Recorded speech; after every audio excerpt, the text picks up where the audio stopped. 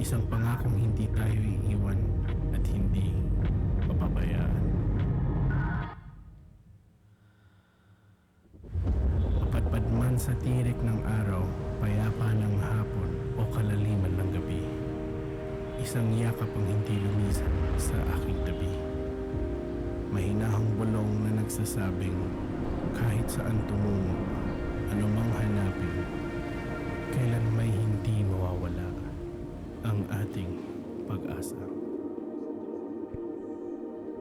Good morning everyone! Welcome sa ating 10 a.m. Sunday service.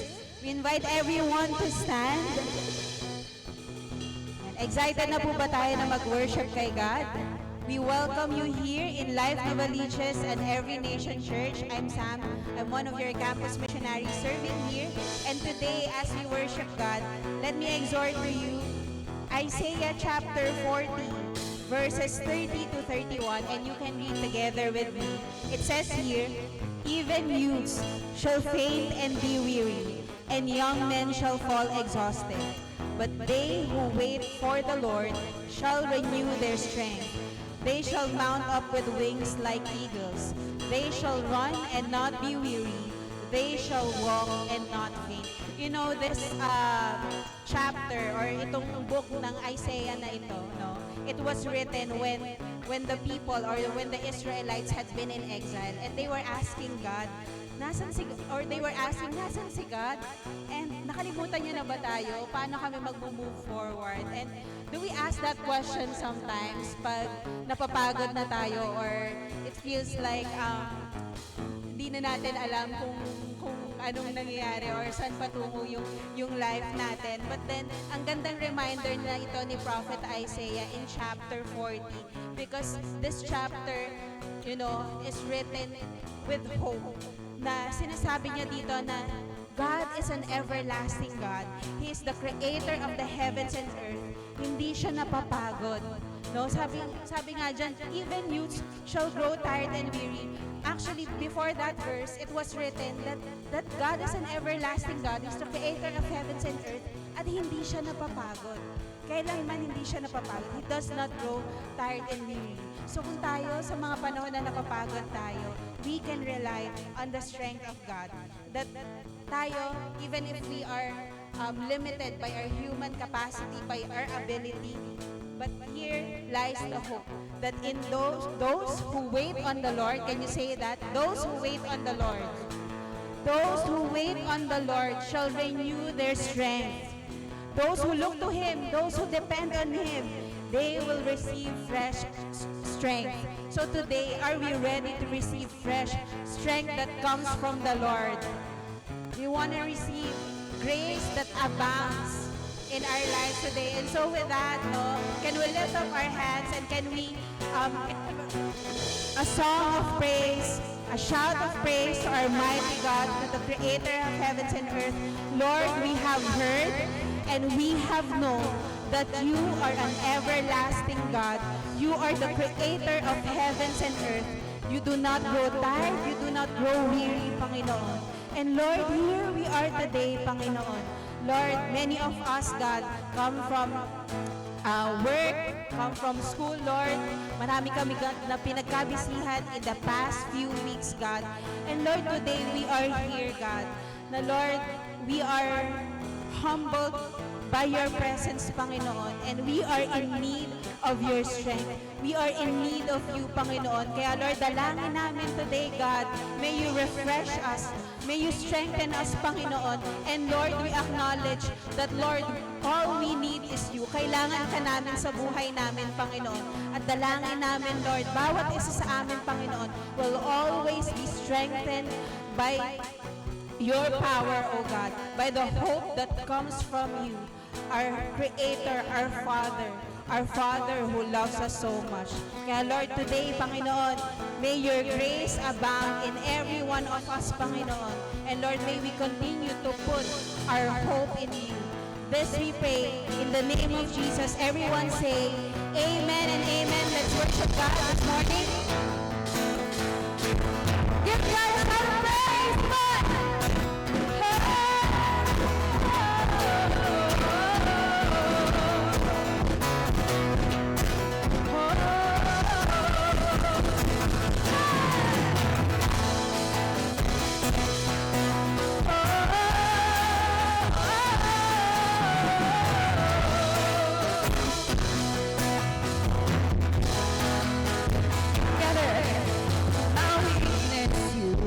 strong. When I feel I can't press on, you renew this weary heart. You carry me through, you carry me through. When the lies say I believe, you remind me I complete. For you always satisfied. You fill me anew, you fill me anew. Your grace abounds. It's all around. Grace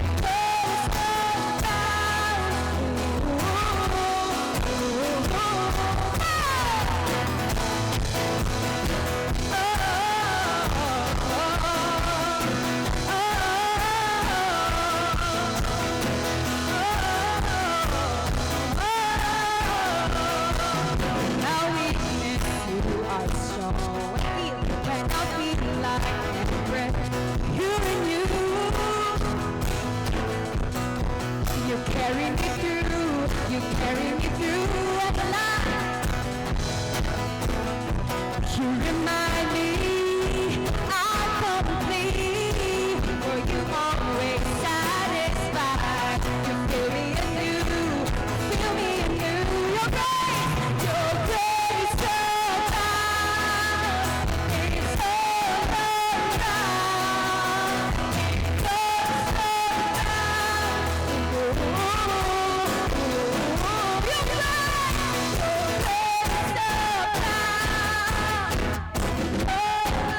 It's all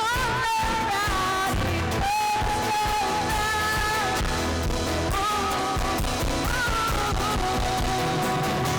Your grace I'm brought to life. I'll fix my eyes. You're my delight. Our grace so bright. I'm brought to life. I'll fix my eyes on you. Our grace so bright. I'm brought to life. I'll fix my eyes. You're my delight. I'll fix my eyes on you. Our grace so bright. I'm brought to life. Brought to life. You're my delight. Our grace so bright. I'm brought to life. I'll fix my eyes on you. All together. Our grace so bright. I'm brought to life. Brought to life. My delight, our grace so bright. I'm brought to life. I'll fix my eyes on you. So only you can. Eyes on you. Your grace abounds. It goes around. It goes around. Your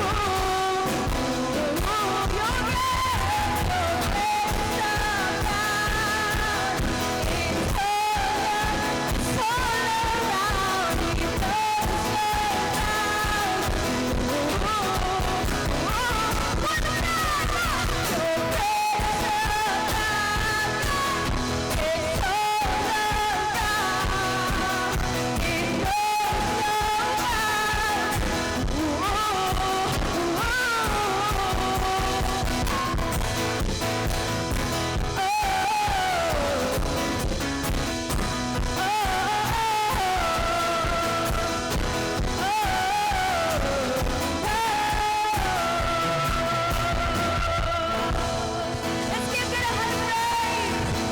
Lord. Thank you, Lord.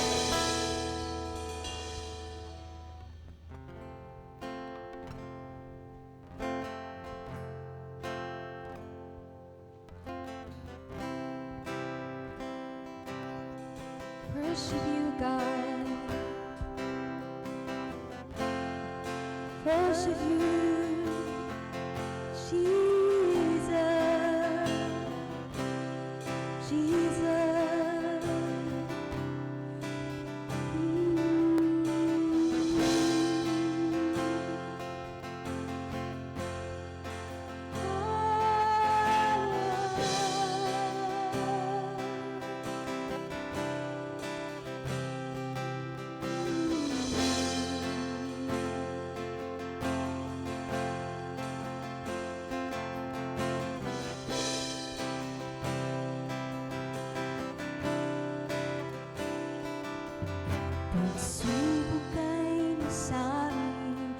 harapan.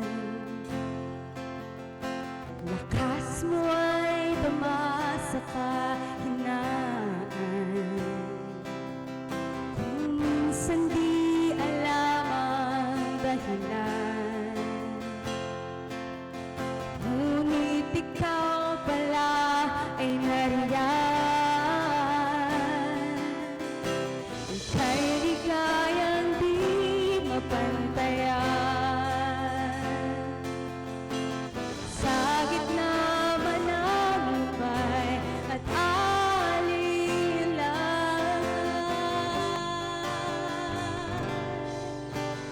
oh Panginoon, ang pag-ibig mo'y higit sa kayang ibigay ng mundo. Katapatan mo'y ihahayag ko upang makilala ang ngalan mo, Panginoon. O Panginoon, Jesus, Jesus, ika'y nasa aming harapan. Ikaw ay dumasa kahinaan, ikaw lamang dahilan iyong presensya nariyan. Ika'y ligayang di mapantayan. Sa gitna man ng lupay at alinlangan,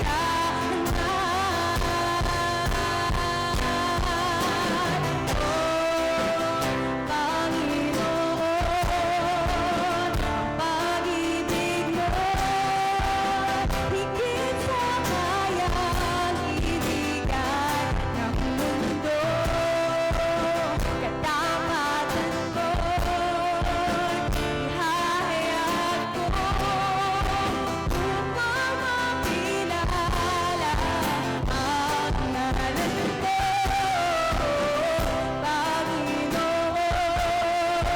Ang pag-ibig mo'y higit sa kayang ibigay ng mundo. Katapatan mo'y ihahayag ko upang makilala ang ngalan mo, Panginoon. O Panginoon, sapat ang biyaya na mula sa'yo. Sapat ang kaluwalhatian mo. Sapat ang kapangyarihang taglay mo.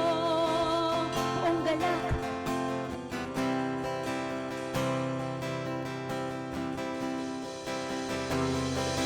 sapat ang biyayang nagmula sa'yo. Ika'y sapat.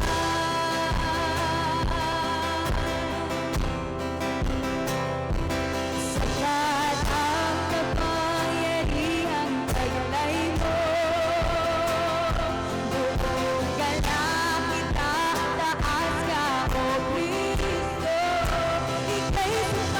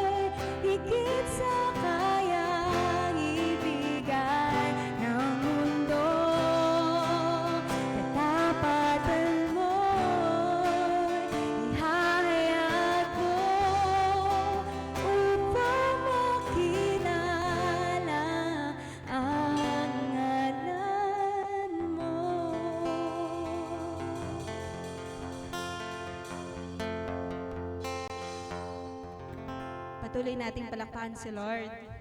Tunay nga na sapat ang biyaya ng ating Panginoon. And today, as we continue to worship God, we will worship Him through sacrificial giving. It says in 2 Corinthians chapter 9, verse 8, "And God is able to make all grace abound to you, so that having all sufficiency in all things at all times, you may abound in every good work." So dito sa letter na binasa natin, letter that was written by Apostle Paul, he is encouraging the believers to give generously towards the needs of others. And hindi niya yun ginawa by manipulating yung emotions nila or imposing pressure, but instead, he reminds them of who God is and what God can do. Nung sinabi ni Apostle Paul that God is able to make all grace abound to you, na ibig sabihin nun, yung giving natin, it does not depend on how much we have, but it depends on the grace of God that overflows in our lack or in our lives. Hindi limited si God ng lack natin, but He is able to provide not just enough, but grace in abundance. Ganon si Lord sa atin. And He continues that so that having all sufficiency in all things at all times, kumaga promise yun ni God ng contentment and provision. Kasi alam ni God yung mga pangangailangan natin. At hindi niya tayo inaaso that we can go on without na kulang tayo. But He assures us that we will have all that we need. Lahat ng pangangailangan natin at all times. At ano yung purpose nun? Sabi doon, so you may abound in every good work. So yun pala yung nais ng Panginoon. Kaya pala nag-a-abound yung grace niya sa atin, overflowing yung grace ng Panginoon sa atin, so that we will also abound in every good work. And one of those good works is giving. It's an act of worship. It's a demonstration ng faith natin na, Lord, sa'yo kami umaasa. Lahat ng meron kami sa'yo galing. And so today, let us do so with confidence when we give, that God is our provider, His grace is sufficient for us, and our giving is never in vain. Hindi sayang yung pagbibigay natin, kasi it will abound in every good work.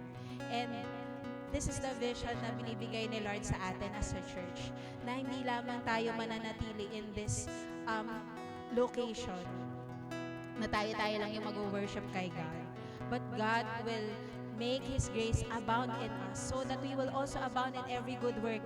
Maraming mga tao yung makakarinig ng gospel. Yung kingdom ni God mag-a-advance dito sa Novaliches at sa marami pang syudad sa buong bansa natin and to many nations of the world. And ganun klaseng mag-bless si God sa ating lahat. And so today, let that be the posture of our heart as we give. That God is our ultimate provider. He makes His grace abounds in us so that we too, as the church, will abound in every good work. So with that, our ushers will assist us in our time of giving. Let us give generously, cheerfully, and faithfully because we trust in our God who is able.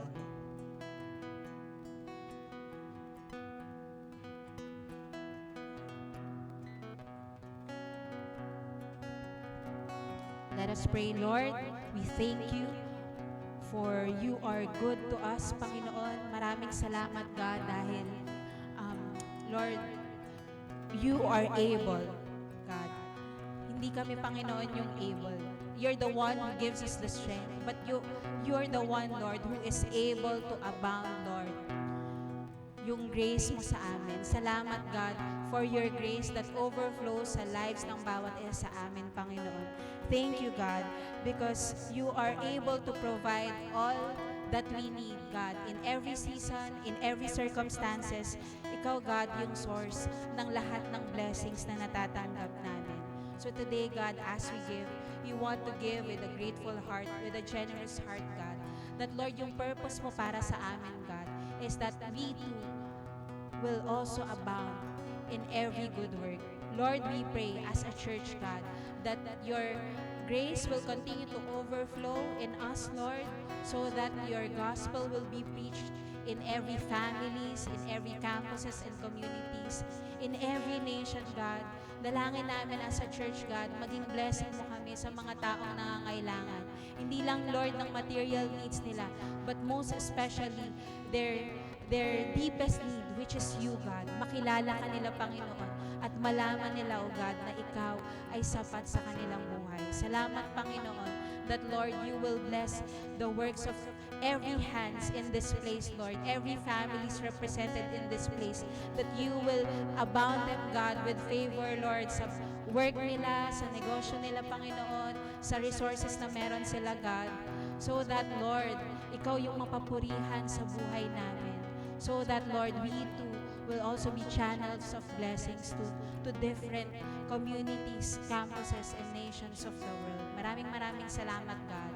And we glorify you. This we pray in Jesus' name. Amen and amen. And today, let's also take the time to extend our hands to the kids. Let us also pray for them.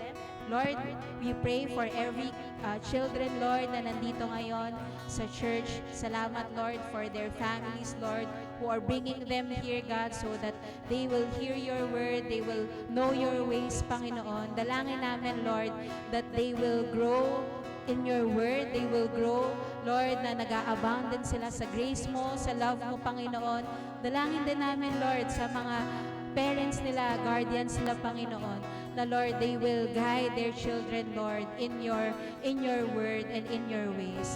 And we, Lord, as a church, God, now we will be faithful in the calling that you have placed in every one of us, Panginoon, na steward namin ng maigi yung next generation, Lord. Lord, we pray na mula sa mga kabataan na to, God, will rise future leaders of our nation, God, and people who will love you passionately and who will love people. Maraming salamat, Panginoon, and we offer them to you, Panginoon, na, Lord, ang mga kabataan na to, God, yung magiging daluyan ng pag-ibig mo, Lord, sa bayan namin. Maraming salamat, Lord. We continue to praise your name as we pray in Jesus' name. Amen and amen. Let's worship God.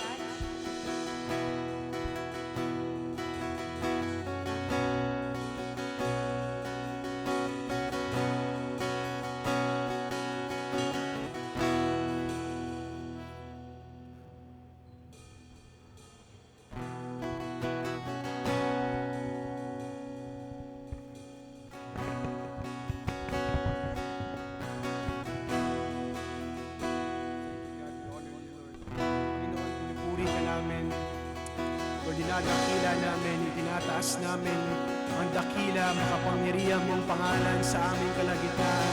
Sa umagang ito, Lord, we thank you, we worship you, we lift up your name, Lord.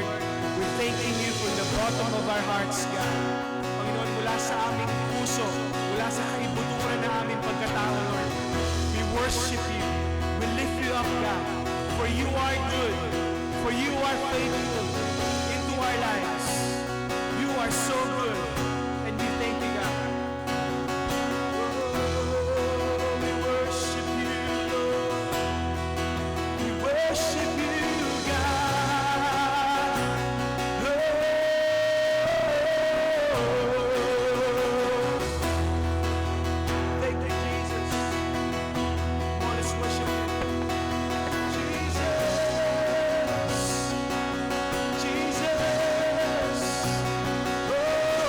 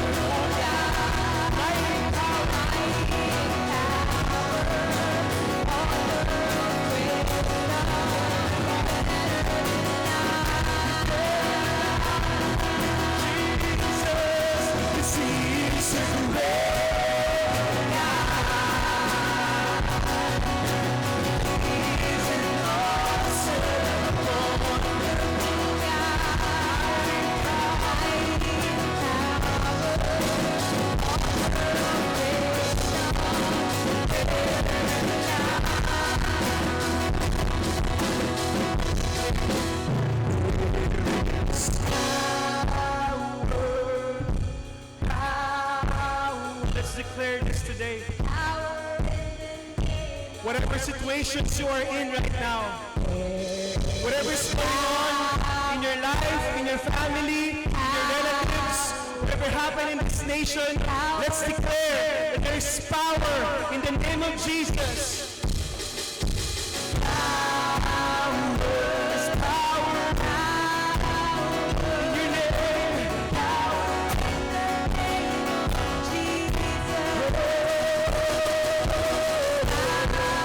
Every sickness in this place today is healed in the name of Jesus. Let's say, there is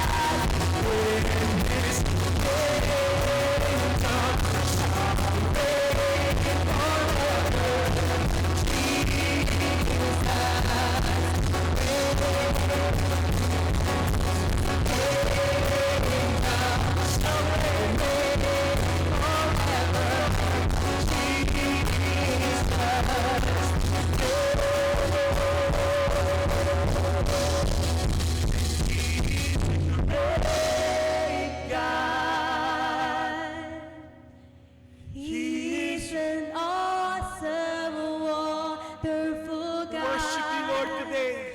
Mighty in power. We worship you, God. Of wisdom, We worship you, Lord. better than life. You are so good. You're so faithful. Come on, church, let's sing. 'Cause He's the great God.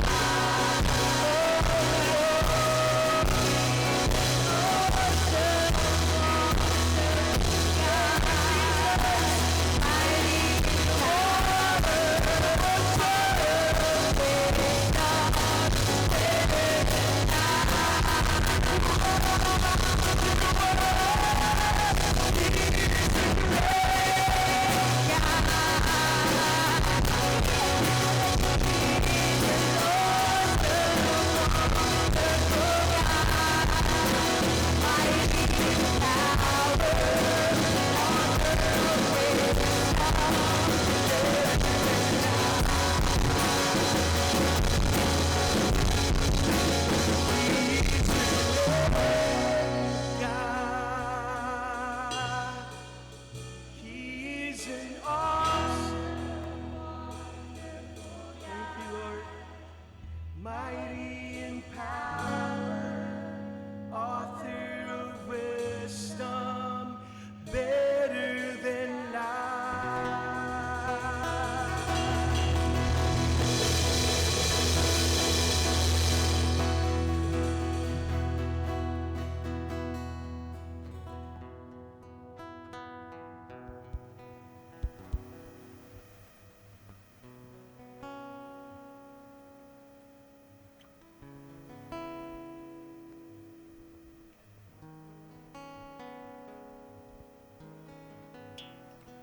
Romans 12, chapter 1 and 2. I appeal to you, therefore, brothers, by the mercies of God, to present your bodies as living sacrifice, holy and acceptable to God, which is your spiritual worship.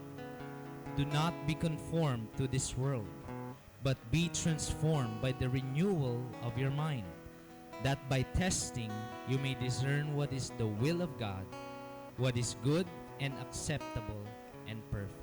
This is the word of God. Let's pray. Father in heaven, we thank you, Lord, for gathering us this morning. Salamat for your grace that we can go directly to you individually and as a church, and we could just worship you, present our requests to you, our petitions to you. But Lord, we also thank you, Lord, for the presence that is with us. Salamat, Lord, kasi we know that you are here with us today.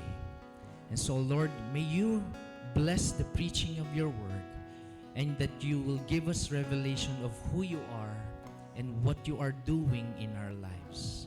Even if we are in a tough situation or in a joyful moment, Lord, may we focus our eyes on you. In Jesus' name, amen. Alright, good morning, everyone. Welcome to ating 10 a.m. service. Before you take your seat, can you greet the person at your back?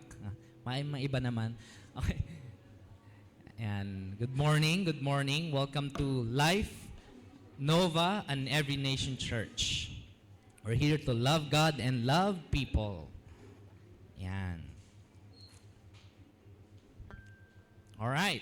So, again, good morning sa ating lahat. I'm really excited na i-share ang word ni God sa atin this morning. And for those of you who came here for the first time, meron ba tayong first-timer? Meron ba tayong bisita? Ayan. We encourage everyone, lalo na kung nakikita natin yung mga seats natin, you know, we are encouraging you guys, lahat tayo, no, sama-sama. We invite more friends and families, not just for us na maging marami, but to really, they can also enjoy the preaching of the word, the worship of God, and yung fellowship natin sa isa't isa. Unless hindi mo na-enjoy yung fellowship natin ng katabi mo or revero lang. Okay, so I want to show you a picture of my family first. This is my family. Yan, that's Crystal and Peter. And we celebrated Mother's Day last week. Yan.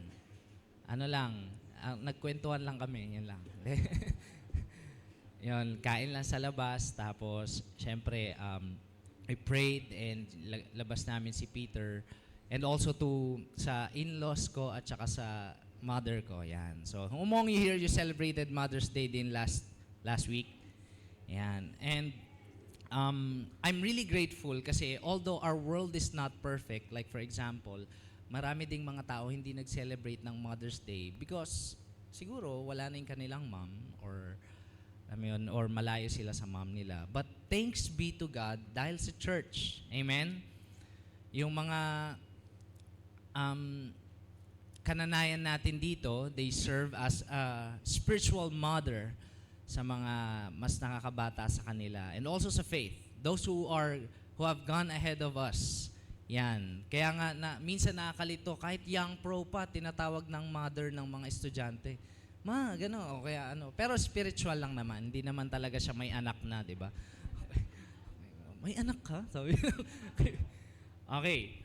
So we are journeying. This is if I'm not mistaken, 4th part ng series natin, Pag-asa. For many weeks now, pinag-uusapan natin yung pag-asa o yung pag-aasa natin kay Lord in what He has done for us, especially His grace that saves us all. And for the past few weeks, dinaanan natin yung Romans 1 to 8. Oh, tama, 1 to 8. And we've talked about, second part, we've talked about the hope kung saan natin ang lalim nun parang hope. Parang may laman. Hope na pinag-uusapan natin, where we anchor our pag-asa or hope sa ginawa ni Jesus. That lahat ng naniwala kay Jesus ay pinawalang sala and that has many benefits. Not just on heaven, future heaven, but here on earth. Kaya naman, we believe that we are sinners, yes, saved by grace. We consider ourselves saints or Santa. Hindi Santa Claus.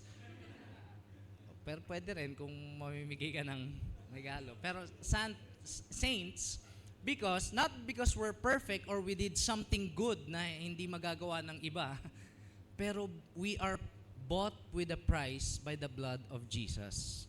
We cannot save ourselves. We cannot pay for our sins or forgiveness ng sins. It's just that mabuti ang Panginoon sa atin when we repent and believe in Jesus by faith. So kasama sa benefits nun, we are considered sons and daughters of the living God. Tignan mo nga yung katabi mo. Hulaan mo nga kung ilang taon na siya. Okay. Pag nahulaan mo, lagot ka. Lagot. Kay adult yan, young people, married, single, student, whatever demographics, we are all sons and daughters of the living God. And not just that, we have many benefits when it comes to, lalo na pinag-usapan natin about rejoicing in suffering, that the world hates suffering, is fearful of suffering. But Christians, sometimes, di ba, pag nanghihina tayo, we pray na ma-end na yung suffering, magkaroon tayo ng strength, and because of the power of the Holy Spirit with us, in us, and through us, we can even rejoice in suffering. And now, jumping on to chapter 12, eto ngayon yung conclusion ni Apostle Paul sa lahat ng pinag-usapan tungkol sa pagkawalang sala, pagiging saved, pagpapatawad ng kasalanan, pagiging renewed, human, and new way of living. Sinabi ni Apostle Paul in Romans chapter 12, verse 1. Sabi ni Paul, I appeal. Hindi pala, appeal pala yun. I appeal to you, therefore. So, saan nanggagaling itong therefore na ito? Di ba pag therefore, usually, ano yan, may ginawa o may nangyari, lalo na sa anong tawag natin doon? Scientific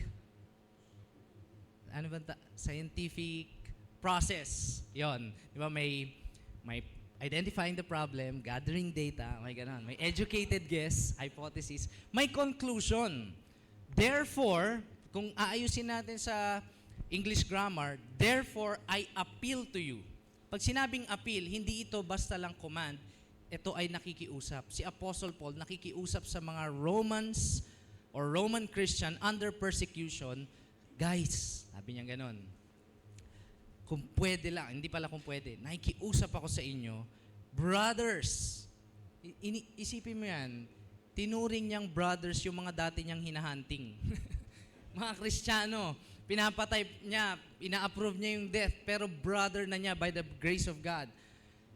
By the mercies of God, ito yung sinasabi ni Apostle Paul, na sa lahat na from Romans chapter 1 verses bago mag-12, ito yung mga mercies ni God, therefore, present your bodies as living sacrifice, holy and acceptable to God, which is your spiritual worship. How many of you here, you're familiar with this verse? Present your bodies. NIV, offer your bodies. Offer your bodies. Offer your bodies as living sacrifice. Most of the time, ginagamit ito sa pagsiserve. Oh, sabi ni Lord, offer your bodies. Sali ka na sa tech team. Sa tech team talaga. No? Sali ka na sa team na ganito. Well, there's truth to that, but let's dive in deeper kung ano ba yung ibig sabihin talaga ni Apostle Paul pagdating sa presenting our bodies as living sacrifice. Una, binigay niya muna yung dahilan. Sa lahat ng ginagawa nating bilang isang Kristiyano, nagsiserve, nagdi-disciple, gumagawa ng mabubuting gawa, mabait sa bahay, ganon, maayos na empleyado, good citizen, binigay niya muna yung pinaka dahilan by the mercies of God, which is yung ginawa ni Lord sa atin. Every good work, mga kapatid, should be based on the good work of Jesus, on the salvation, on the grace of God. Kaya nga, ang Christianity, it's never been about religion lang. Kasi religion is you do good works because it's needed. Because the pastor says or the leader says. O kaya it's good for the community, the society. Gumawa tayo ng ganito kasi mabango to sa community. Okay, dadami yung members natin, ganyan. Religion is all about doing good works. And to the extreme, doing good works to be saved. So, are we on a religion because we do good works? Ilan po sa inyo meron kayong katabi, mukha naman siyang good. At mamaya, lunch. Ililibre ka niyan sa lunch. At pag nag-lunch kayo, that's a good work. But if he or she does that to be saved, kailangan marami akong malibre dito. Kailangan masama ko si Coach Taps. Malibre para masave ako. If he does that to be saved, then it's a religion. But if he does that by the mercies of God, nagagawa ko lang to kasi pinatawad ako ni Lord. Kaya kong maging mabuti sa iba kasi naging mabuti sa akin si Lord. And that's no longer a religion. Your motivation is not to perform. Your motivation is because you are giving thanks. Thanksgiving. Sabi ni Apostle Paul, to present your bodies as living sacrifice. I want to highlight two words in this verse 1. Verse 1 pa lang. First is bodies. At first, yun nga, parang na-interpret na yan ng maraming preacher at maraming exhortation. It's the way you serve, it's what you do. But let's focus first. Sabi kasi ni Apostle Paul, present your bodies.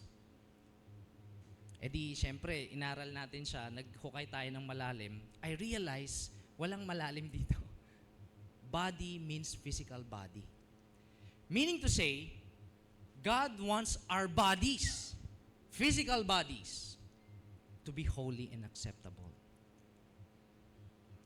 Tayo na pinatawad, pinawalang sala, binayaran ni Jesus yung ating salvation, pinatawad yung mga kasalanan natin, still God wants our physical bodies to be holy and acceptable to God. So, as we live the Christian life or being a follower of Jesus, we have to be really honoring God with our bodies. What we do to our bodies. Ano man yung mga pinapasok natin sa katawan namin. Ano man yung ginagawa natin sa katawan natin. The question is, are we worshiping God with what we do with our bodies? What are some things na ginagawa ba natin sa katawan natin? Superficial muna. Ilan po sa inyo dito hindi kayo natutulog? 2 hours. Grabe yung 2 hours. No? 2 hours power nap. Anong tawag dito? Yung power nap sa iba, matagal na sa'yo. So, kulang ka sa rest. So, dinedeprive mo yung sarili mo sa rest. I'm not saying na gawin mo na, sige, 24 hours mo tulog. Hindi naman yun. Pero, are we pursuing health? Are we pursuing health and are we concerned with our bodies? Del, masakit lang yung likod ko ngayon, mga 3 taon na. 3 taon na masakit yung likod. Don't get me wrong, Life Nova, maganda rin na mag-pray ng healing kay Lord. Pero gusto rin ni Lord na we pursue health. That we take our medicine kapag sinabi ni Doc, pag may maintenance ka, mag-maintenance ka. Kapag, yun nga, matulog, mag-rest, mag-exercise, God wants our bodies to be holy. So whatever we do, or we inject, or we do to our bodies, it should be a worship kay God. Grabe, no? Lord, di ko kakainin tong taba ng barbecue. This is a worship to God. Yung dulo, di ba? Superficial, pero trivial lang, pero ganun daw yung sinasabi ni Apostle Paul, in-encourage niya tayo, that we worship God with our bodies. At hindi lang yung ini-inject or pinapasok natin sa katawan natin. Another thing is, ano ba yung ginagawa natin sa katawan natin? Ilan sa inyo dito, meron kayong kilala kapag nasasaktan, sinasaktan niya din yung sarili niya. Like for example, nagmahal siya ng maling tao. Sinaktan niya na yung sarili. Hindi yun. Kasi nararamdaman yun eh. Many people, like si Peter, for example, meron siyang ira, no? Meron siyang, yung anak ko, meron siyang season na kung saan, pag nagagalit siya, hinihila niya yung buhok niya dito. Pero dito yung wala. Dito yung wala. Hindi ko nga alam ba't gano'n eh. Pero masiyahin naman siya. Baka sabihin, naka-record ba to? Baka mapanood niya to 10 years after. So, sinasaktan niya yung sarili niya. So, syempre, bata lang yon. But, to the extreme, on an extreme scale, may mga tao talaga na sinasaktan nila yung sarili nila because they're depressed, they're stressed. God doesn't want that. God wants our bodies to be holy and acceptable. Question. Tingnan mo yung sarili mo ngayon. Tingnan natin yung sarili natin. And we could say, Lord, okay ba to? Taba ko na. Dami kong sakit. Dami kong pimples. Dami kong stress. Okay ba to? Do you want this? And maging on a serious note, minsan na a-upset tayo pag meron tayong ideal worship body kay Lord, pero hindi yun yung meron tayo. Who among you here can relate? Na hindi naman ito yun, alam ko Lord, gusto kong maging healthy, gusto kong maging ganito, but ano nangyari? Yung eye bags ko may brand pa. North Face. Oh, bago yun ha. Hindi Prada or ano. No, seriously. Who among you here, wag niyo itaas ang kamay, may time sa buhay niyo that you are upset with your bodies.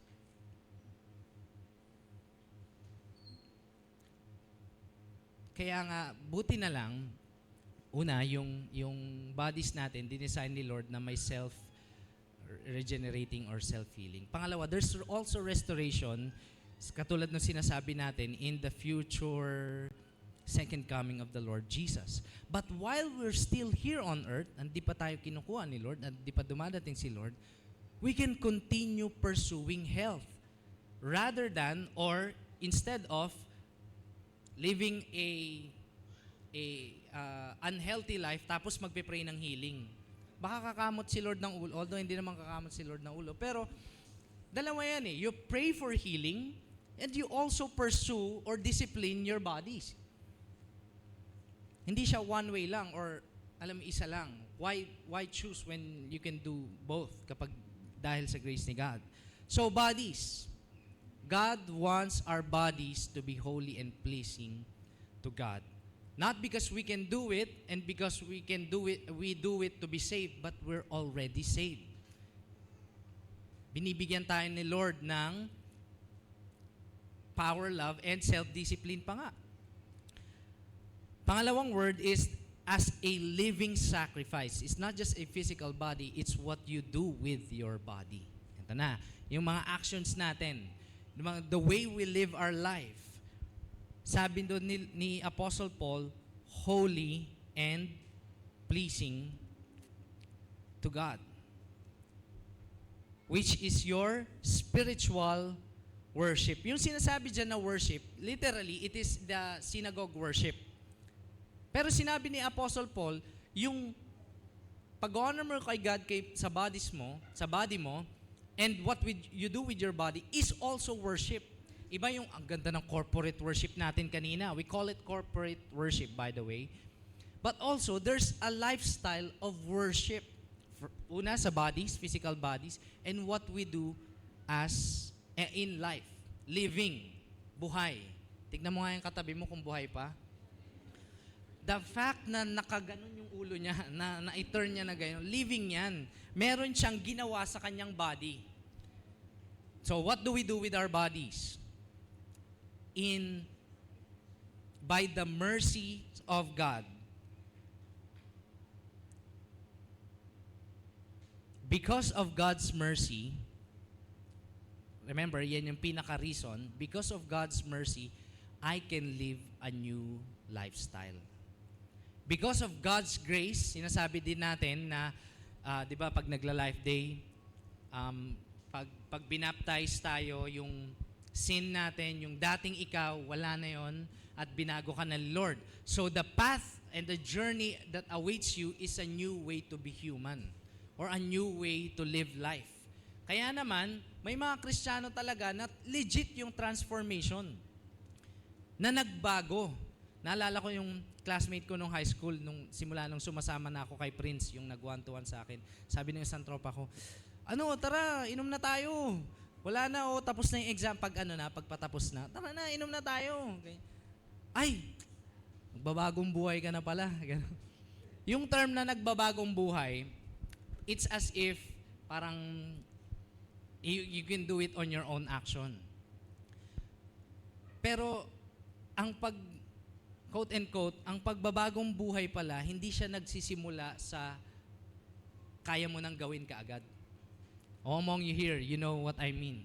Meron kang gustong baguhin, pero sinubukan mong i-action, 2 months lang, 3 months lang, wala na ulit. Balik ka na ulit. Ganun nga pag New Year's resolution eh. Diba? Gym, diet, lahat ng kinain mo ng Pasko, burn mo, mga May, wala na yan. Kain ka na ulit kasi summer na. So, mahirap magbago. But, by the mercies of God, there's a new way to live life. I realize, personal testimony lang, kung natatandaan pa ni Roan yung classmate ko dati, nung high school ako, madalas akong magmura. I mean, kasi uso yung computer, trash talkan, ganyan. Kahit mga classmate ko, ganyan, kada sentence ko meron yan. Hindi nawawala. But by the mercies of God, what I do with my lips, part of my body, changed because of the grace of God. Hindi overnight, pero nagsimula sa paunti-unti by the Word of God. I started to learn the Word of God through my coaches. And eventually, right here, and even today, I'm preaching not because I can do it, but because God changed my lips or part of my body. Pwede yun. Yung dating sentence ko na mababa yung 5.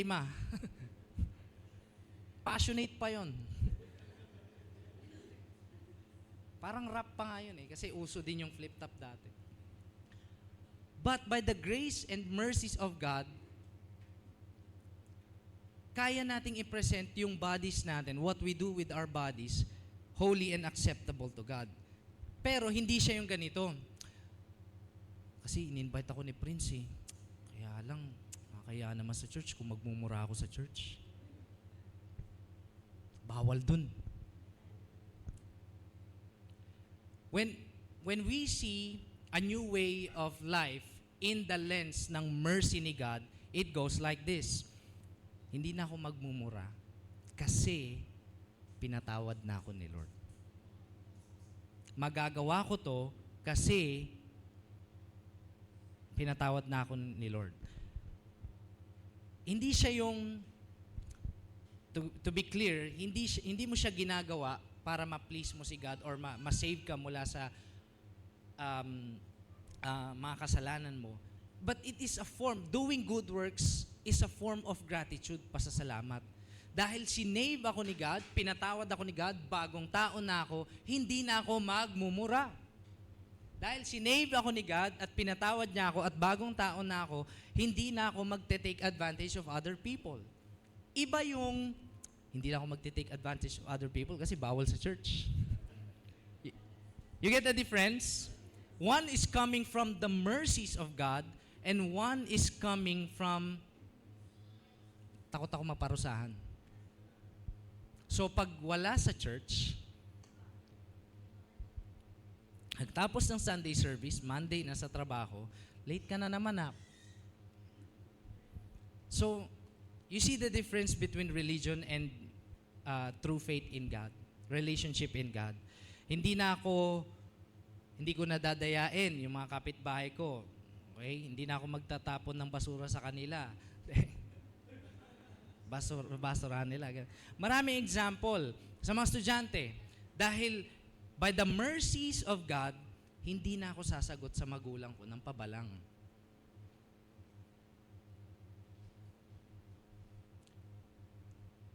Kasi ganoon ako dati. But by the grace of God, there is change. Hindi na ako mandadaya sa trabaho by the mercies of God. By the mercies of God, hindi na ako magtatanim ng galit sa mga kamag-anak ko, sa mga may asawa. By the mercies of God, I will quit adultery. I will quit cheating. Hindi na ako magsisinungaling sa asawa ko by the mercies of God. Hindi yung, hindi na ako mag-cheat sa asawa ko kasi sabi ni pastor, wag daw. You see the difference? Nauuna muna yung why. Nauuna muna yung reason. Inuna na ni Apostle Paul, bakit natin kakayaning magbago? Because of the mercies of God. Now, does that mean I am perfect and those who are changing are perfect na? No. Marami pa ring bumabagsak. Marami pa ring natutumba at nag-fail. But again, by the mercies of God, they continue. Mahirap mabuhay bilang isang Kristiyano. Pero but by the mercies of God, pero na, but pa. The mercies of God, there's still hope. And hindi lang sa pagsuko ng mga old habits, pati sa pag-form ng new habits. By the mercies of God, kaya ko nang gumising ng 5:55 p.m. Hindi, 5:55. Yung mga good habits, change is possible by the mercies of God. Because sabi din ng scripture sa atin, which is we hold on to, if anyone is in Christ, he is a new creation. The old has passed away, and the new has come. But this time, it's not because of your own effort. It's because of the mercies of God. Verse 2. Haba nun ah. Pero, well, yan kasi yung pinaka-reason ng mga susunod na verse na pag-uusapan natin. At hindi lang yan personal worship, it will also affect on how we live with others. Verse 2, do not be conformed. So kung may mercies ni God and binibigyan niya tayo ng power and grace to present our lives, our bodies as living sacrifice, our spiritual worship, sabi ni Apostle Paul, do not be conformed to this world. In NIV, do not be conformed to the pattern of this world. Kasi ang mundo may pattern. Let me give you one pattern. Kapag marami kang chicks, mas totoong lalaki ka. Pattern ng world. Pag mas marami kang pera, may kanta pa nga yun eh. Kung wala kang pera, wala ka ring kaibigan. Oh, alam ko yung mga yun eh. Ano yun? Tinutugtog yan ng tito ko eh. Kung wala kang pera, wala kang kaibigan. Pattern ng mundo. Actually, kung may pera ka, pogi ka na. Gwapo ka na. Matalino ka na. Pattern ng mundo. There's a pattern. But sabi ni Apostle Paul, do not be conformed. Or wag ka nang, conform means makigaya. Fashioned in a way na ginaya. Diba? Yung mga, ilan po sa inyo meron kayong ginagayang artista sa pormahan? Nax. Kunwari, SB Fairview. SB19, ganyan. O kaya, Bini. Mga ginagaya lang. Yung term pala na conformed has something to do with an image that you're patterning with yourself. It also synonymous to idolatry. So if you're conforming to the pattern of the world, you're conforming to the culture, maybe you're worshiping the world. Lifestyle, pananalita, damit, asal. Sabi ni Apostle Paul, do not be conformed to the world, to this world, but be transformed. Everybody say transform. So, kinontrast niya. Conform, gaya lang. Ito, transform. Talagang nabago. But be transformed by the renewal of mind. Renewal of the mind. Of your mind. Ito matindi. Sabi kanina ni Paul, kaya pala ang worship, hindi lang siya yung kanta-kanta natin dito. Although that's good and our spirit flows within, but it has something to do with our bodies and it starts with our mind. Here, meron yan. Katukay mo, meron yan. Meron talaga yan. By faith. God created our minds. And dahil ang mundo ay may pattern, ang mundo ay merong binabato sa atin na mga thoughts, toxic thoughts, ideas, ideologies, life principles pa nga, di ba sa Facebook, may mga quotable quotes. Tapos, kunwari, kapag gusto mong sumakses, huwag mong ipaalam sa iba. Yung mga ganong quotes. Do you know, karamihan sa mga pattern ng mundo sounds good. Sounds successful, but it's not godly. Good, but not godly. So sabi ni Apostle Paul, do not conform to the pattern of the world, but be transformed by the renewal of your mind. Kaya pala, may Word of God. Hindi mo to makakain physically. Sinong kakain nito? Yung mind mo. The mind. Kaya pala, Word of God, it must be read, it must be understood, it must be discerned, it must be tested, it must be applied and obeyed. Word of God. So, hindi lang tayo yung puro, alam mo yon, parang ano lang sa hangin. Meron tayong Word ni God. Kung may standard ang mundo, may standard si God. And the Word of God is authoritative. Hindi nagkakamali, authoritative, infallible, inerrant, and stood the test of time. Kaya nga kahit anong sunog ginawa ng mga malalakas na emperador at imperyo noon, meron pa rin tayong Bible, Scripture, canon ng Scripture. At meron pa yan sa mga cellphones natin. Word of God. That is why, as a practical application, mahalaga sa atin, lahat, every Christians in the house, we have a personal copy of the Bible. Whether it's in our phones or it's in our physical Bible. I'm emphasizing on this because ang dami ng ideas sa mundo ngayon. Facebook post pa lang, ang dami mo ng kalabang ideas. At hindi natin madidiscern kadalasan, kung wala tayong Word of God, hindi natin madidiscern or mafi-filter kung ano yung para sa anak ng Diyos at panlilinlang lang ng enemy. Sabi kasi sa Facebook, ganito daw gawin ko sa kapwa ko eh. Diba? Kapag wala na silang pakinabang, i-unfriend mo na. What does the Bible says about that? What does the Bible says about canceling friends? Is it true? Or God says, love one another? Or Jesus said, love your enemies? Paano yun, Coach? Hindi mo naman naranasan na na hindi ka replyan eh. Hindi mo naman naranasan yung ganito, ganyan. The Bible says, the Word of God says, we should love our enemies. Kasi once and mercies of God din. Kahit paano natin mamahalin yung enemy natin? Kasi may mercy din si God dati. May mercy din si God sa atin. Kasi kaaway din natin si God eh. So, be transformed by the renewal of your mind. Nandito pala. Hindi pala siya follow your heart. Mind pala. Not saying na magkahiwalay yung mind sa heart. Sa ancient people back then, mag-iisa lang yan, mind and heart.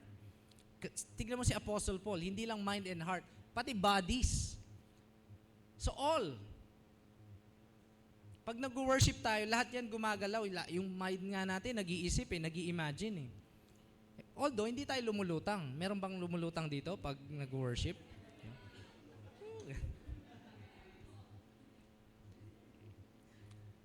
By testing, you may discern what is the will of God, what is good and acceptable and perfect. Real talk. Ilan sa inyo nag-ask kayo, ano kayang will ni God sa buhay ko? Have you ever asked that question? Coach, ano kayang will ni God sa... Pag sinabing will of God, ang kagustuhan ni God sa buhay mo. Ang kagustuhan ni God nandito. So, kung hindi natin malalaman kung hindi natin titignan. At actually, hindi natin malalaman kung hindi din natin i-obey. Ano kayang will ni God sa buhay ko? Nag-o-obey ka ba? Nag-o-obey ba tayo? Ang gulo-gulo na ng buhay ko, hindi ko na alam yung will ni God. Ano ba yung mga pinapasok mong ideas or pattern ng mundo sa isipan mo? So, getting to that 2 verses na binasa natin, our spiritual worship our worship is not just yung corporate worship or yung ginagawa natin na kanta-kanta. It is holistic, bodies, mind, and even heart. And hindi doon nagtatapos si Apostle Paul. Si Paul, so, alam natin yung mercies ni God, at dahil doon, we can present our bodies, our physical bodies, and what we do with our bodies. Jumping on sa verse 9, or verse 3 and verse 3 to 8, it talks the same way. Parehas lang naman, pero it talks about the giftings, how we serve the church. But I want to focus on 9 and up. Sabi dito, let love be genuine. From your own personal worship, now living with other people, sabi ni Apostle Paul, yung hope natin kay God nagtatranscend or nagtatranslate sa worship natin sa Kanya at nagtatranslate din yon sa paano tayo namumuhay kasama ng ibang tao. Kumbaga, love God, love people. Verse 9, let love be genuine. Tignan mo yan. Our generation today, yung recent generation, new generation, craves for genuine friendship, genuine relationship. Pero sa church, sa ginagawang community ni God, in-encourage na rin yun ni Apostle Paul. Dapat daw pag nagmahalan tayo, genuine. Hindi fake. Hindi fake. Hindi lang young people yung naghahanap ng genuine. Si God din. God wants our love for one another. Not just words, but with action. Everybody say love. And marami ng definition ng love ngayon. Pag Valentine's, iba pa nga. Pag iba pa nga. Pag sa estudyante, iba pa. Relative na nga eh. Pero one thing that I love about love is love does not rejoice in evil. You cannot say, I believe in love, that's why meron akong nilalandi kaysa sa asawa ko. Di ba love yun? Love rejoices in truth, not in evil. Somebody cannot say na, genuine naman tong pagmamahal ko sa kanya eh. Kaya lang, parehas kaming lalaki o parehas kaming babae. That's not the truth of God. That's a pattern of the world. Kaya nga sabi ni Apostle Paul, do not be conformed to the pattern or to this world. But let love be genuine. Next statement, andun pala. Abhor what is evil. Huwag mong pamarisan, huwag niyong gayahin, huwag niyong pa-fruitfulin. Abhor, delete, make it obsolete. Abhor what is evil. Hold fast to what is good. Love one another with brotherly affection. So, sa subtitle ng mga Bibles, ng ilang mga Bibles natin, these are marks of true Christian. Ito matindi. Outdo one another in showing honor. So kanina, spiritual worship mo kay God, ngayon, living with other people. Outdo one another in showing honor. Grabe yun, no? Magpapagalingan daw kayo, hindi sa skill, sa pagbibigay ng honor. Una rin isa nagbigay ng honor. Ino-honor ko si Charles kasi nung birthday ko, nandun siya. Kasi nung kada birthday ko, nandun siya. Talagang totoo siyang kaibigan. Yung isa, ay ganun ba? Ino-honor ko si Charles kasi nung namatay yung mama ko, nandun din siya. Tapos, nung namatay yung kapatid ko, nandun siya. Yung isa ayaw patalo. Ako, ino-honor ko si Charles kasi may namatay, may birthday, nandun siya. May namatay, may nagkasakit. Siya nga ata yung malas sa amin eh. Hindi, joke lang. Hindi. Honor. At saka walang malas. Showing honor, nagpapagalingan daw sa pag-honor. I love our church because kada may birthday, syempre hindi lang bati sa Facebook. Pag bati kasi sa Facebook, superficial eh, di ba? Pababawin mo pa, HBD lang yan. Pero sa atin, kadalasan pag may nagse-celebrate ng birthday, hindi man staff, yung staff pinapaakit dito, tapos sinaano. Pero pag nagse-celebrate na within life group lalabas, alam nyo ba na merong honoring na tinatawag? Dati hindi ko to gusto kasi pag may honoring, pag sinabing honoring sa birthday, birthday ni Raymart, yung mga nakikikain, yung mga kasama dun sa birthday, magsasabi sila ng honorable words. Ano ba yung magandang na yambag ni Raymart sa buhay nila? Honoring. Ginagawa namin yun. Nung pinasimuno yun ni Pastor Tim, nung una awkward. Di ba? So Raymart nga, pag siya na yung mag-honor, lalabas pa eh. Ay, kung siya na yung honor, lalabas eh. Awkward eh, kasi hindi sanay yung flesh o yung sinful nature na mag-honor sa isa't isa. Saan tayo sanay? Backfight.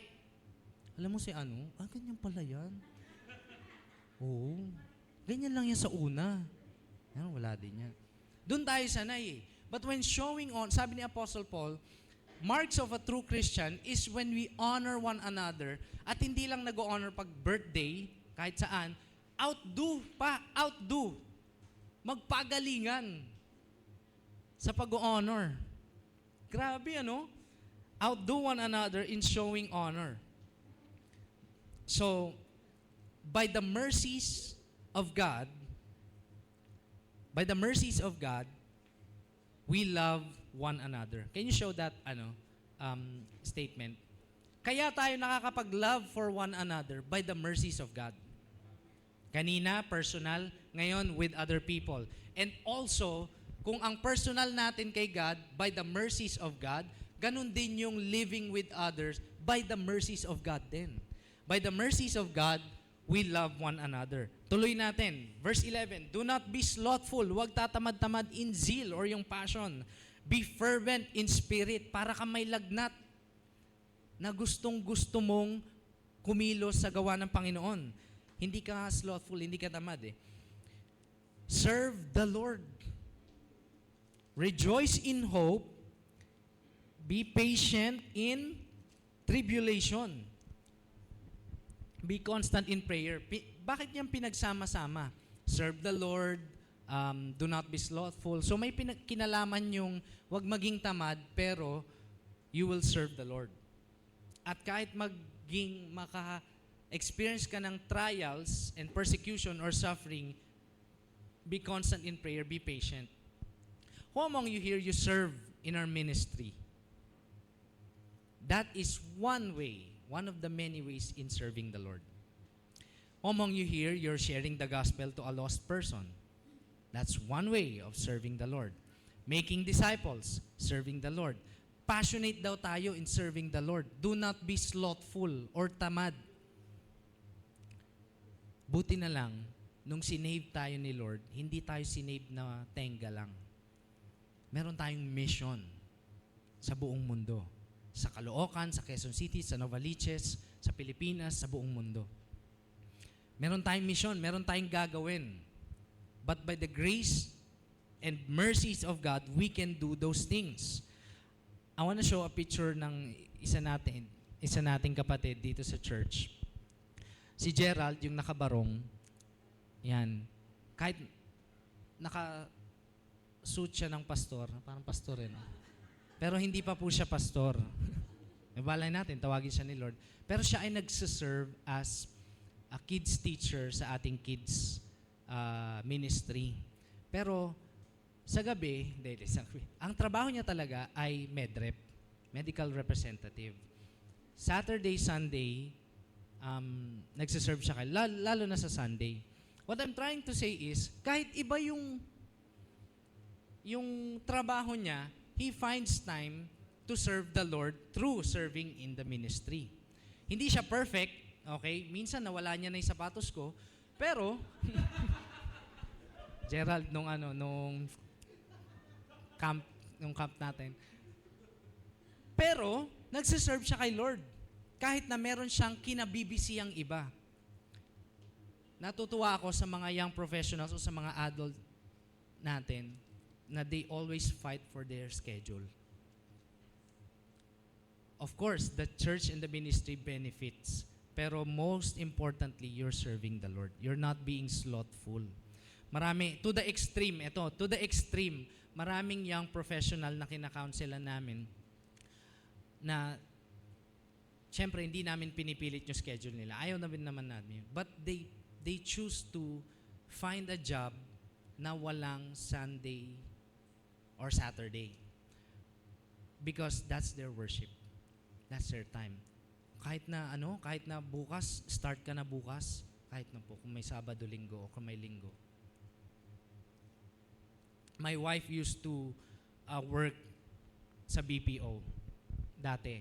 And naranasan niya rin yung ibang field. Both nag-o-offer ng walang Saturday, Sunday, o yung iba talagang sasagarin ka kahit Sunday, Pero yung mga linalaban nila yung schedule nila, not saying na they are perfect and somehow they're a good example, pero it's a show of their love for God and for His people. Kahit na mas malaki yung pwedeng kitain ng merong Sunday. I'm not saying na yun ang gawin nating lahat, but it's up to your conviction to God. It's up to your faith and relationship to God. I'm just commending. Alright? So, tuloy natin. Verse 13. Contribute to the needs of the saints and seek hospitality.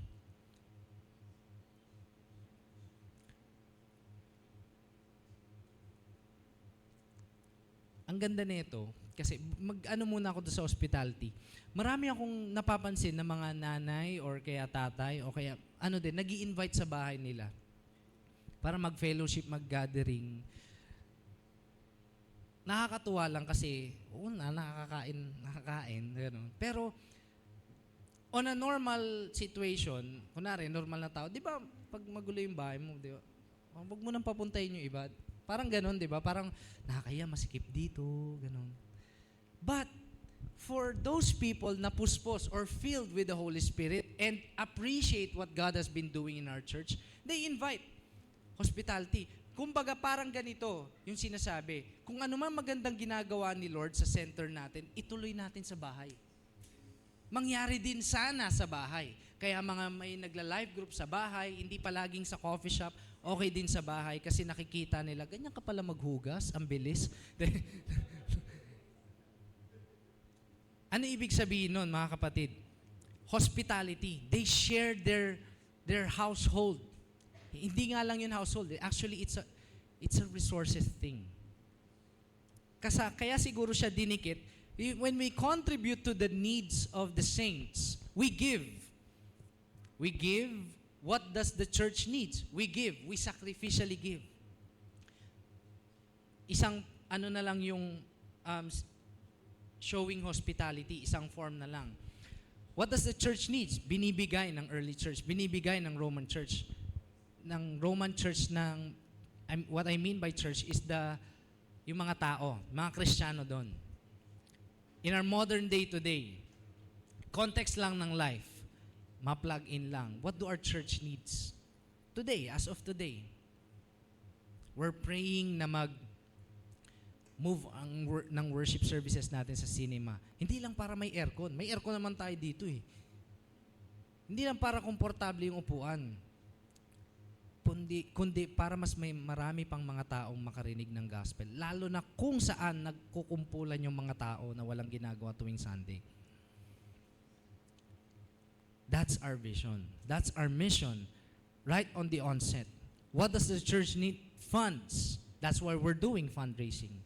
What does our church need? Discipleship. That's why we're inviting. That's why we're doing life group and one-to-one. Pero hindi lang yan para sa current mission natin, but to the overall mission of the Great Commission ni God. And our leaders believe in this, na yung pagpunta natin sa Fairview Terraces is just one of the many things na gagawin sa atin ni Lord. In fact, baka first step lang yun. At dadalhin pa tayo ni Lord sa mas malaki. Do you believe that? And the mission and the purposes of that is for us to reach more people. Whatever level, whatever status. Great Commission. And we can only do that mission by the mercies of God. Lastly, before we end the last 8 verse, 14, bless those who persecute you and bless and do not curse them. Rejoice with those who who rejoice. Weep with those who weep. Live in harmony with one another. Do not be haughty, but associate with the lowly. Never be wise in your own sight. What is Apostle Paul saying here? Two things.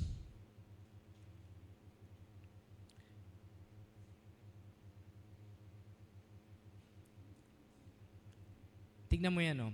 Live with harmony with one another. Rejoice with those who rejoice, weep with those who weep. Ano ibig sabihin nito? Kapag masaya, pag may birthday, kahit di ka invited, maki-rejoice ka dun. Yung ba ibig sabihin? Di ba? Oy, di ba church? Ganon. Well, may room for that naman, kahit di invited, lalo na sa Life Nova, we want everyone to be included. Pero syempre, meron ding mga, kunwari, kasal, di ba? Hindi naman lahat invited, depende sa nag-invite, yung ikakasal. But for many times na nangyayari dito sa atin sa Life Nova or sa life as a culture, dahil matindi yung grace ni God sa atin pagdating sa loving others or loving one another, umaabot tayo sa point that we share lives together. Ano yung kinakalungkot mo? Kinakalungkot ko na rin. Yung problema mo, problema ko na rin. Di ba sa discipleship? Pag meron kang kino-coach, coach, kasi napalayas ako sa bahay kasi sagot ko yung ano eh. Siyempre hindi ka magre-rejoice doon. Pero malulungkot ka doon. O sige, dahil dyan, ibubuk muna kita ng, wow, hindi naman ganong point. Hindi rin natin tinotolerate yung sin. Pero dinadamayan natin sila sa low times ng buhay nila. We share lives together. Hindi lang tayo yung simba, uwi. Pagkasimba, uwi. Walang relationship, walang open, walang nag-open, walang ino-open yung buhay. We share lives together. Kahit nga sa service, kapag kumakain yung mga volunteers natin, kahit sa life group, nag-aambagan pa para sa pagkain ng lahat. Nag-share ng problema, ng kumustahan. Sa counseling, sa one-on-one coaching, sa lahat ng avenue ng gathering, sharing lives together. We can share lives together by the mercies of God. Lastly, and sabi dito, verse 17, repay no evil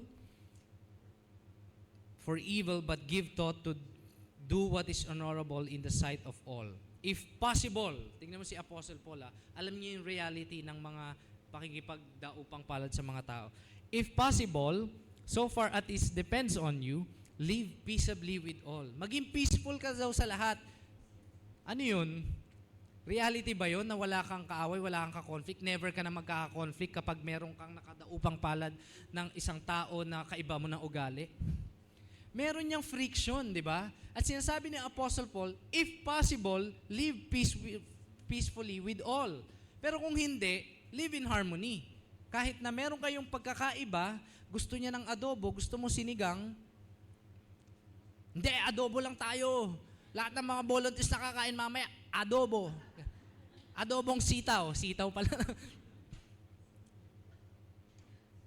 Kahit may pagkakaiba, kahit may diversity, live peacefully. Sabi niya, if possible, so far as it depends on you. So it's not that the situation will adjust on you, but you will adjust on the situation. You will adjust for the other person. Gets ba natin yung picture ng church? Kunwari may birthday, no? May video okay. Naglagay ng kanta. Taas, ganda ng pagkakanta. Di ka na kumanta. O kaya ikaw, bumawi ka naman. Naglista ka sa cellphone mo, 20 na kanta. Para concert mo yung video okay ng buong birthday. Now, we live peaceably with one another. Beloved, never avenge yourselves, but leave it to the wrath of God.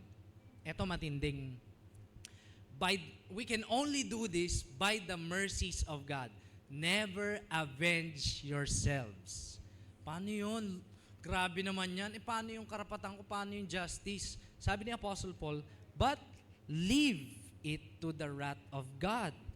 And for, or because, it is written, and we can hold on to this, vengeance is mine. God knows. God knows, kapatid. And He is concerned. He cares for you. Vengeance is mine. I will repay, says the Lord. So ayos. Sige Lord, sana parusahan mo siya bukas. Ganun ba? Hindi. Sabi ni Apostle Paul, to the contrary, if your enemy is hungry, feed him. If he is thirsty, give him something to drink. For by doing so, you will heap up burning coals on his head. Do not be overcome by evil, but overcome evil with good. By the mercies of God, we can be compassionate to one another, to others, and ilayo mo pa to your enemy. Enemy mo na to By the mercies of God, we can be compassionate to them. Ano ibig sabihin ng compassionate? Sometimes kasi, mabilis tayo mag-judge, hindi naman natin nakikita yung buong storya. What if,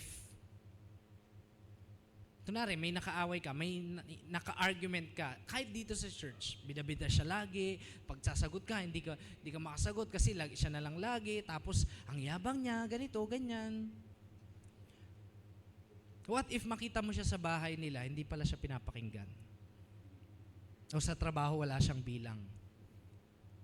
So, when we see the person in the eyes of God, hindi sa sarili natin, kasi yung mata natin limited Not saying na, kamusta ka dyan sa trabaho, nakakapagsalita ka ba dyan sa trabaho? Hindi mo naman siya 24/7 babantayan. Pero when we try, by the mercies of God, to see the person in the eyes of God, how God sees him or her, not by how we see him or her, then, yun yung compassion. Pero it's not just a feeling. You will begin to understand that this person, lalo na kung nasa kapatid natin sa faith, this person is not your enemy. But he needs grace. He needs love. He needs compassion.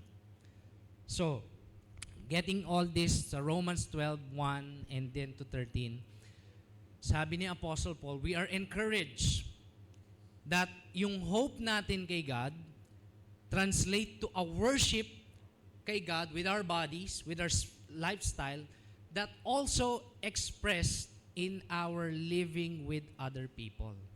In a nutshell, this is my one point. The hope we have in Christ is expressed how we live for God and how we live with one another. Tayo na mga sinner, pero saved by grace, we are called to live a new way of life. We are called to be not conformed sa pattern ng mundo, but be transformed by the renewal of our minds. Kaya mahalaga sa atin na nakikinig ng preaching, nakikinig ng Word of God, nag-aaral ng salita ng Diyos. Kasi ang mundo may pattern. At kadalasan, kung obvious na masama, kahit nga yung masamang pattern, minsan ginagaya pa natin.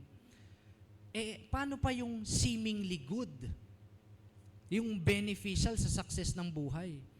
Our world, Christian worldview, and the world, the pattern of the world, is very different. Tignan nyo mabuti si Lord Jesus when He was living here on earth, and He is still. Sabi niya, kung merong nanakit sa'yo, turn the other cheek. Ano ba yan, Lord? Ano yun? Iba kasi kay God Iba yung mundo, iba yung kingdom ni God na binuo niya at sinimulan niya at binubuo niya. While the world says, gantian mo. Kasi karapatan mo yun, justice yun. Sabi ng word ni God, vengeance is mine. Ibang-iba yung kingdom of God. When the world says, mag-ipon ka, maging sakim ka, huwag ka magbigay, para lang sa success mo, tahimik ka lang, pag yumaman ka, apakan mo silang lahat ng manaliit sa'yo. The kingdom of God says otherwise. Or very different. You will be generous. You will help. Repay, do not repay evil for evil, but repay evil for good. Repay evil with good. So iba. Iba yung kingdom na ginagalawan natin, mga kapatid. And these things, as I speak na paulit-ulit, these things are possible, yung pwede natin itong magawa by the mercies of God. If we do these things without the mercies of God, welcome to the religion. If we do these things apart from Christ, welcome to performance to be para maparangalan ng ibang tao. Nakakapagod yun. You have something to prove, you have something to hide, you have something na kinakatakutan, you have something that you're pleasing, someone na piniplease mo. But in God, there's nothing to prove. This all goes naturally, eventually, by the mercies of God. So this is my encouragement for everyone. Since sabi natin last time, we're still part in the middle of the story of God's redemptive plan, we continue to live life na galing or founded in the mercies of God. Kahit mismo yung pag-attend natin, kahit itong preaching na to, this is not just for me to be, alam mo yun, it's not for me to show off my skills. Kung skill ko lang at baka kung ano-ano nang sabihin ko dito, lalo na yung old self ko. But by the mercies of God, this is for the service of God and for the service of others. And I say that with reverent awe. And God checks my heart. But as God is my witness, and for many years, I thank God because of His mercy. Do I sometimes fail? Yes, of course. Minsan, do I crave for applause of people? Sometimes kapag wala. But as sin increase, the grace of God increase all the more. Thanks be to God ng mga pastors na nagre-remind sa atin. Nagko-correct. Uy, sinabi mo kanina, foul yun. Okay din. Because of the mercies of God. And whatever you do good to others, by the mercies of God din yan. All these things. So, all the more that we can do these things, ano man yung ginagawa natin maganda sa kapwa natin, at sa sarili, at sa katawan natin, it is all by the mercies of God. Let's all stand, and we're gonna pray, and we're gonna pray for, I'm gonna pray for power para sa ating lahat. Why? Look at our world today. Our world today is pushing the different agenda. Love yourself. Where God says, love one another. Sacrifice pa nga yourself. Jesus sacrificed himself. The world says, love yourself. Follow your heart, says the world. The word of God says, be renewed, be transformed by the renewal of your mind. I want to pray for power for all Christians, followers, sinners saved by grace in the house. We have a battle, mga kapatid. And we can attest to that, ang hirap mabuhay bilang Kristiyano. Nasaktan ka na. Hindi mo ipaglalaban yung karapatan mo, na-persecute ka na, naghirap ka na, nakulangan ka na. But we have this hope in Christ that all our suffering will end, can end, that all our suffering, we can have strength, that all our suffering, we can rejoice by the mercies of God. So let's pray today and let's ask God for power and grace to live life in according to His will by the mercies of God. Panginoon, nandito po kami ngayon. Nakita mo yung buhay namin last week. Nakita mo yung mga araw namin. Mahirap, marami kaming tiniis, marami kaming pinagpe-pray, marami kaming, sana meron kaming ganito, sana mangyari sa amin to. But Lord, in all those things, we thank you because the very blessing that we want is not for things to acquire or things to be saved from, but the very blessing is a renewed mind that is founded on the mercies of God. Lord, ngayon pa lang, gusto namin magpasalamat kasi hindi po kami magiging bagong tao kung hindi mo kami binago. Hindi namin kayang maging good citizen kung wala kaming good God. Hindi namin kayang maging mabuting tao sa ibang tao, sa kapwa namin, kung hindi ka muna naging mabuti sa amin. And the bottom line of this, Lord, who are we? Na kaya mong, na nagawa mong ialay yung buhay mo sa amin. Who are we? Na ang Diyos na may-ari at makapangyarihan sa lahat, na gumawa ng langit at lupa, minahal kami. Ako, siya. At pinatawad sa mga kasalanan namin. Sino ba kami? Para lang kaming putik o buhangin. With a snap of a finger, you can take our life. Yet you did not. Sometimes, Lord, we ask, why? But we cannot fathom. Di namin maintindihan bakit mo kami mahal. Ang alam lang namin, dahil sa sobrang pagmamahal mo sa amin, inalay mo ang iyong anak. So that we can live life to the full. As you have said in your word, the thief comes to steal, kill, and destroy, but I have come that you may have life and have it abundantly. Lord Jesus, sa kalagitnaan ng kung anumang sitwasyon namin sa buhay, we thank you. We just want to thank you this time. Thank you for your mercies, that we can present ourselves as living sacrifice, holy and pleasing to you. Lord, hindi man po kami perfect, pero ikaw yung perfect. Hindi man perfect yung bodies namin at yung mga ginagawa namin. But Lord, you are the one who is perfect. Your body is perfect. And what you have done on the cross is perfect, Lord. And we put our hope to that. Lord, we pray for grace and power from this day on to live life for you and to live with others in according to your will for you then. As Christians, as followers, as sons and daughters.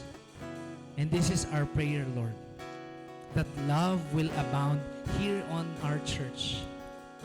Continuously, consistently, kahit pa po dumami kami ng dumami, your love, not our love, but your love will abound in this place, in our community. Your love, Lord God, your grace, yung mamutawi sa isipan at sa puso namin so that it is always be our motivation. Not to perform, not to please one another, but to love one another from the love of God. Ultimately, Lord, nagpapasalamat po kami dahil sa pag-ibig mo, merong church, merong Life Church. And so, Lord, the same love that we receive from you is the same love that we will share to one another.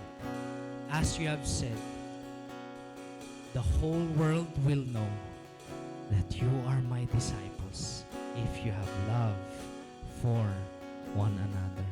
Thank you, Lord.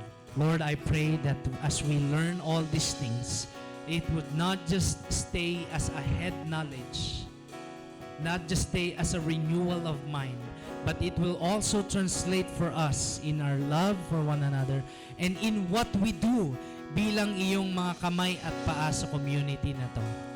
We worship you not just with our lips, we worship you with our hands, with our feet, with our heart, with our mind, with our fingernails, Lord God, with our shoulders, every part of our bodies, Lord God. Lord, tulungan mo po kami. Ano man yung hindi naaayon sa will mo sa aming katawan, we offer it to you. And you be the one, Lord God, you will be the one to restore us. We worship you with our minds. We worship you with our hearts.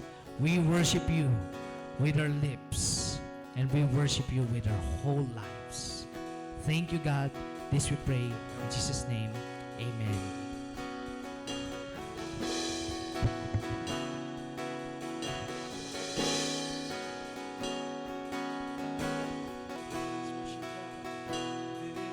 This power,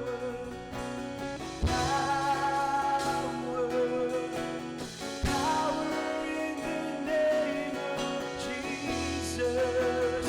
This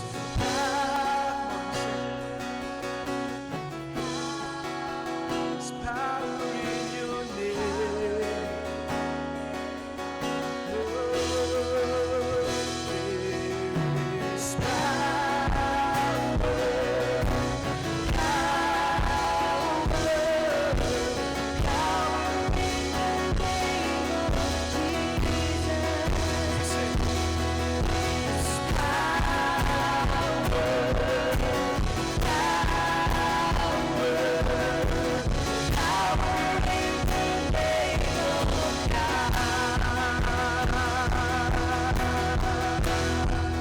This seems a great God. He's an awesome, wonderful God. Thank you, God. Mighty in power, all world wisdom, great and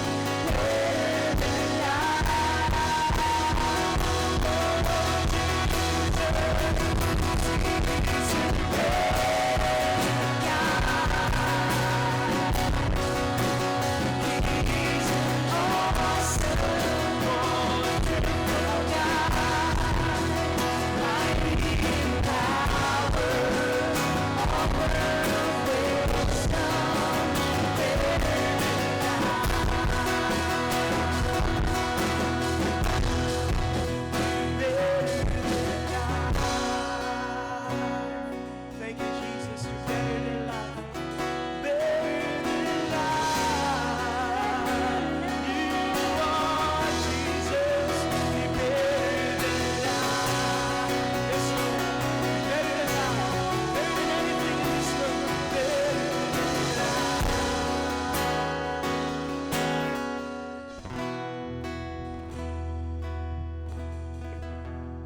Let's give a hand to God. Thank you, Coach Romary, for preaching the Word of God to all of us this morning. And let's receive the Word with gladness and with humility. Let's pray. Lord, maraming salamat, Panginoon, for your grace and your hope abound in us, Panginoon. Lord, in light of your mercies and grace sa amin, Panginoon, help us to live differently from this world. Help us, God, na now that we are fueled by our hope in you and by your mercies, Panginoon, that, Lord, we will continue to be a salt and light into this world, Panginoon.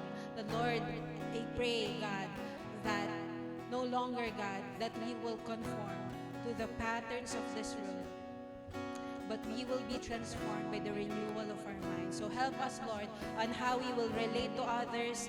Lord, dalangin namin, ikaw yung makita nila, Panginoon, whenever we will relate to them, whenever, Lord, we will share the hope that we have in you, God. Salamat, Panginoon, because we, Lord, are living by your grace. And so, Lord, help us to also extend that same grace to others as well. Maraming salamat, Panginoon. And we live, Lord, or we leave this prayer of blessing, God, for every one of us here, that may the God of hope fill us with all joy and peace in believing, so that by the power of the Holy Spirit, we will all abound in hope. This we pray in the mighty name of Jesus. Amen and amen. Thank you everyone for joining us at the 10 a.m. service. And we hope to see you again next week as we wrap up our series, Pag-asa. Ayan, and before we go, ayan, a few announcements lang po. Ayan, by next Saturday na yung ating movie for a cause. Let's watch yung movie natin in the big screen for a bigger purpose. And again, that is in line po sa paglipat natin ng ating worship services sa Fairview Terraces. So we hope you join us for this cause. Marami pa tayong slots na available. So we can invite yung mga friends natin or office mates natin, lalo na yung mga ano din talaga, pinagpe-pray natin na ma-invite natin sa church. Magandang event ito para ma-introduce sa kanila yung church natin or mapakilala natin si Lord sa kanila. And yan, for those who have already secured their tickets, 8 p.m. yung showing ng ating movie. Later, i-distribute na yung ano natin, yung tickets ng mga nakapag-reserve na ng slots, right? So, you may approach Queenie, ayan, kaway ka Queenie sa likod, ayan. Sa mga magpapareserve din ng slots. And also Coach Jo Marian sa mga magpapareserve ng slots. So, there. And also, as Life Church, and we will be having our conference on June 7. Yan, called Deeper Together. So makakasama po natin yung ibang life churches pa across the Philippines. So yung ating venue is sa Life San Mateo. Yan, so we can also register now. So yan, lagpas na ng early bird rate. So yung rate na natin na ating registration is 400 pesos. So you may approach Coach Teresa, ayan, for our and Coach Mary Ann to register for our live conference. So we hope to see you there para makita din po natin yung mga kapatid natin from other life churches, and let's go deeper together to where the Lord is leading us as a church. Yun po, thank you so much po for joining us, and ingat po ang lahat. Have a blessed Sunday.